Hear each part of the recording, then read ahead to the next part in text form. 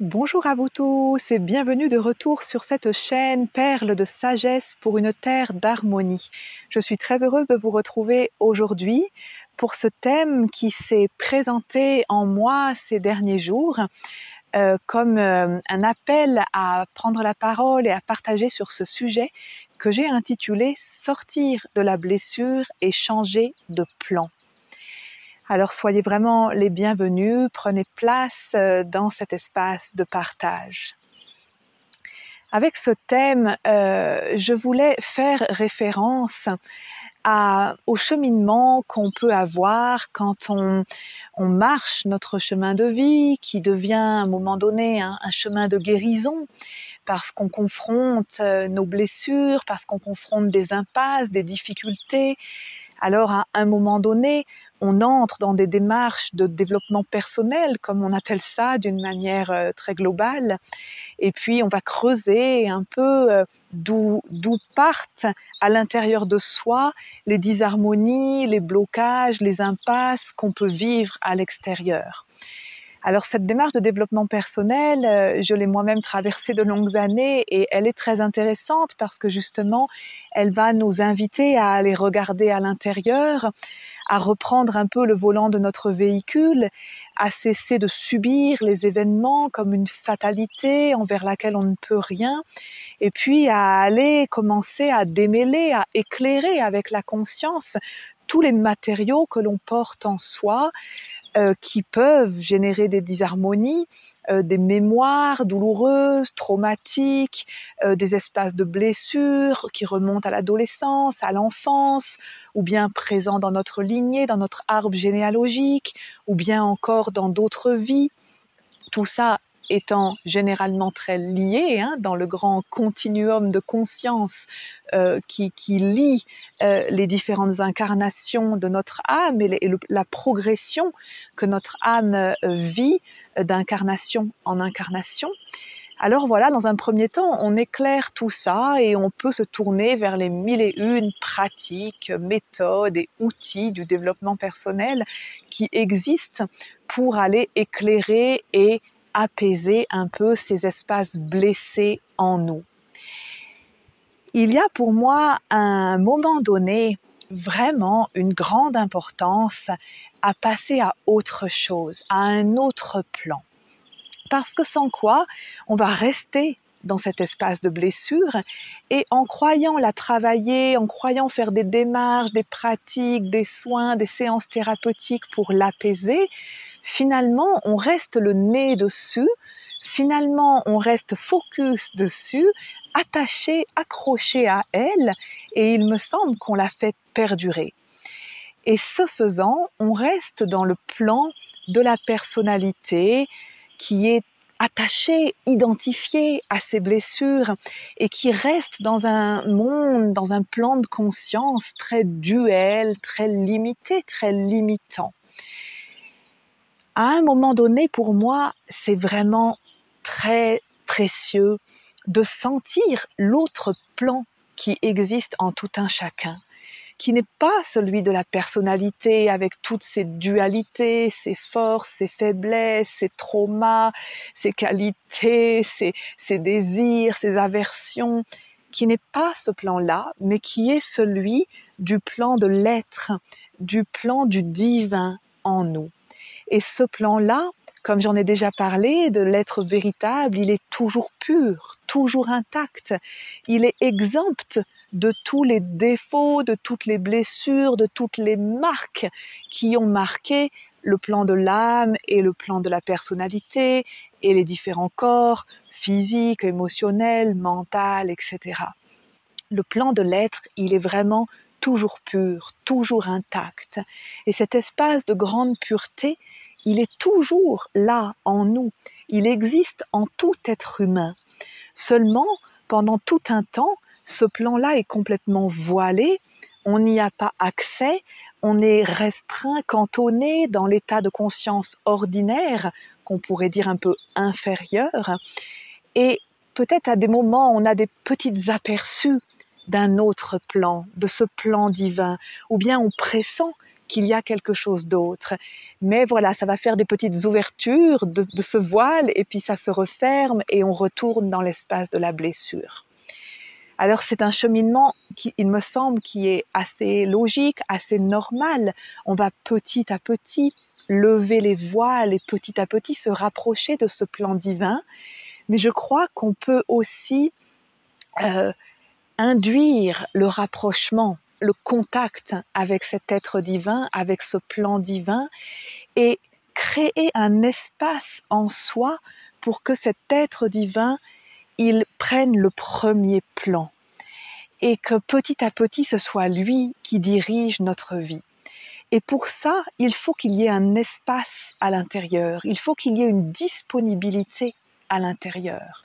Alors si je suis toujours en train de courir dans des démarches de développement personnel, de thérapie, toujours en train de ressasser les blessures, d'où elles viennent, mon enfance, mes ancêtres, mes autres vies, mon dernier compagnon, mon dernier patron, ah mais oui, mais ça c'est parce que je porte cette blessure-là, c'est pour ça que ça m'arrive, c'est normal que je vive ça parce que je porte cette blessure, etc., etc. Si on reste complètement là-dedans, tout notre espace intérieur est occupé par ça.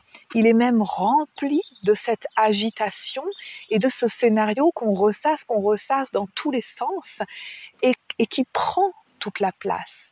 Alors il n'y a pas l'espace pour que l'autre partie de soi, la partie divine en nous, la partie toujours pure en nous, elle puisse vraiment descendre, se déployer, se montrer et quelque part orienter de plus en plus notre vie. J'aurais pu appeler cette vidéo « Développement personnel » ou « Développement divin », point d'interrogation.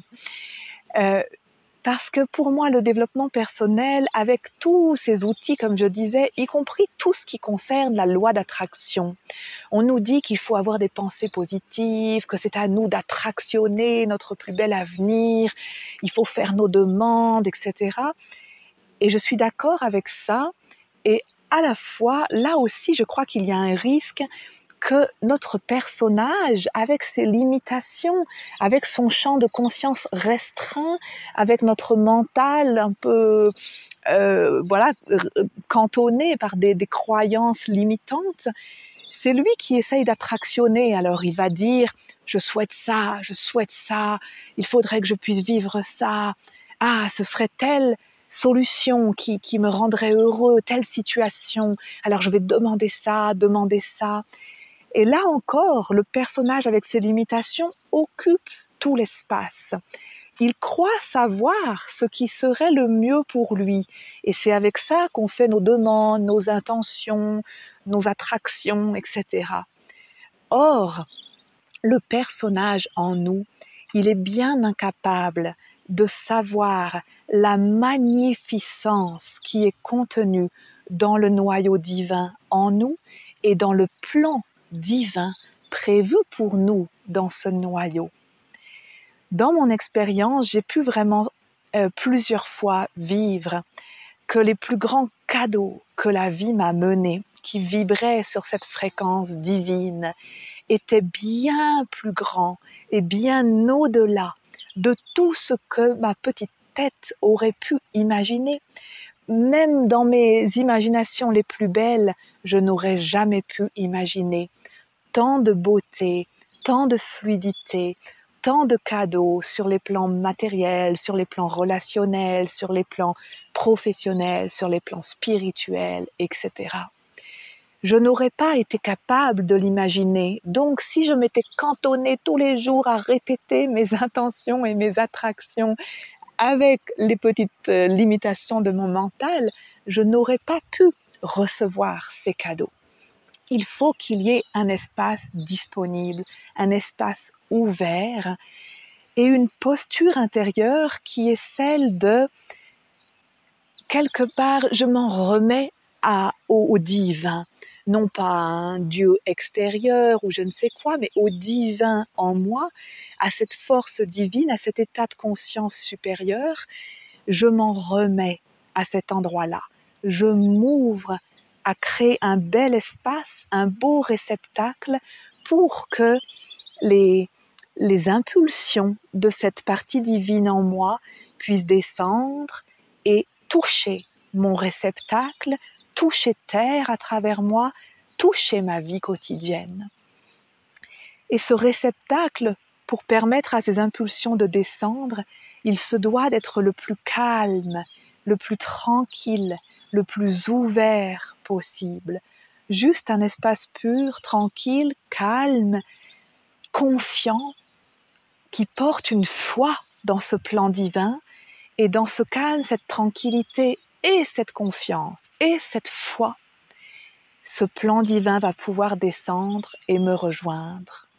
Et petit à petit, cet être divin, il va me tirer, moi et toutes les parties les plus inférieures de mes plans de conscience, il va me tracter vers un autre plan, vers d'autres fréquences, vers des fréquences bien plus harmonieuses, bien plus unifiées. Ça va quelque part changer du tout au tout le décor dans lequel je vais pouvoir manifester et vivre ma vie quotidienne. C'est vraiment un changement de plan. Alors, permettons-lui d'advenir. Je crois qu'à un moment donné, on a beaucoup donné d'efforts dans les démarches de guérison, dans les thérapies, on s'est senti embourbé dans nos espaces de blessures. Parfois, ils se sont apaisés, puis ils sont revenus nous submerger, et puis on se dit « Ah, j'en suis toujours là », on se lamente, Puissions-nous vraiment défocaliser à un moment donné de ces histoires, comme des vieux scénarios passés qui n'ont plus lieu d'être, et puissions-nous mettre notre focus sur cet être divin en nous, sur ce plan divin contenu en lui, et sur les grandes beautés, les grands cadeaux qui vont pouvoir venir par cette porte-là. Quelque part, au début, dans la démarche du développement personnel, c'est très important le développement personnel, dans le sens que je reprends conscience que j'ai un pouvoir sur les choses. Donc, je me remets au centre de mon véhicule, je reprends le volant, au centre de ma vie, je reprends le volant de mon véhicule, je commence à redresser ma petite personne et à me dire « Allez, je suis maître de ma vie », je commence à reprendre ma place. C'est une étape vraiment importante. Mais le deuxième pas, ce serait celui, presque au contraire, de s'effacer et de laisser place. Laisser place à ce plus grand que soi en soi, à ce divin en soi, pour qu'il puisse advenir. Alors très concrètement, le conseil que j'aurais à vous donner, si ça vous parle, c'est celui de défocaliser de la blessure, de toutes les ramifications de la blessure. Quand elle se représente, accueillez-la avec autant d'amour que possible, comme un vieux souvenir qui a encore besoin qu'on l'accueille avec tendresse, avec amour. Et puis vraiment, replacez-vous dans votre verticalité, descendez dans vos profondeurs, ouvrez votre beau réceptacle comme un magnifique lotus, bien calme, bien vaste, sur lequel vous êtes assis. Appelez la pureté du divin à clarifier toute votre sphère. Respirez en appelant cette pureté dans tous vos espaces, tous vos champs de conscience. Dans le physique, dans l'éthérique, dans l'émotionnel, dans le mental, j'appelle cette pureté. Et puis je me relie à cette étincelle du divin comme un beau flux, un beau rayon doré qui peut descendre des hautes sphères vers moi et venir vraiment illuminer mon intériorité et illuminer ma vie. Et s'il y avait quelque chose à réitérer de jour en jour, ce serait simplement l'ouverture et la confiance dans ce plan divin. Personnellement, je crois que si j'ai reçu avec humilité et tellement d'émotions, de joie profonde, les cadeaux que j'ai reçus, je crois que c'est en partie parce que cette foi, je la porte depuis longtemps. Et je crois que nous avons parfois besoin de la raviver un peu et que ça va permettre à notre vie de changer et à notre monde de changer. Je crois personnellement dans le plan divin magnifique qui a été placé dans l'être humain et qui a été placé dans l'ADN de notre terre-mère. Et ce plan divin, pour se réaliser sur la terre, il a besoin que nous, les petits humains que nous sommes, lui ouvrions la porte, lui ouvrions l'espace et que nous lui remettions notre foi, notre confiance. Je vous remercie beaucoup pour votre écoute, je vous remercie beaucoup pour notre reliance. Tous ensemble, nous avançons, tous ensemble, nous donnons vie à un monde nouveau.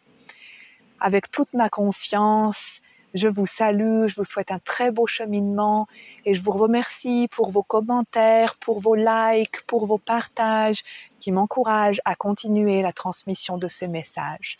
Infiniment merci.